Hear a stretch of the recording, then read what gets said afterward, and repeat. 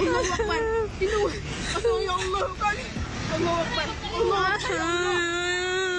Akbar. Kami sedar, mungkin ada yang bertanya, kenapa kita nak bantu luar negara? Sedangkan cabaran di Malaysia ini juga perlu diutamakan. Inisiatif Kelab Perwira Malaysia ini berdiri teguh atas dua prinsip utama yang melangkaui sepadan geografi. Kemanusiaan sejagat. Bencana alam adalah musibah kemanusiaan yang tidak memilih bangsa, agama atau warga negara. Penderitaan tragik saudara kita di Sumatera yang kehilangan segala-galanya adalah jeritan kemanusiaan yang wajib kita sambut. Semangat kejiranan sebagai negara jiran serumpun yang dekat. Ikatan persaudaraan kita dengan Indonesia adalah kukuh dalam semangat berat sama dipikul, ringan sama dijinjing. Keprihatinan kita kepada negara jiran tidak pernah bermakna kita melupakan saudara kita sendiri.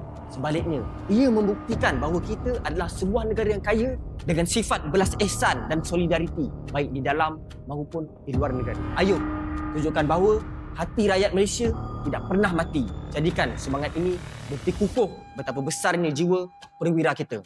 Salurkan semangat anda di bawah.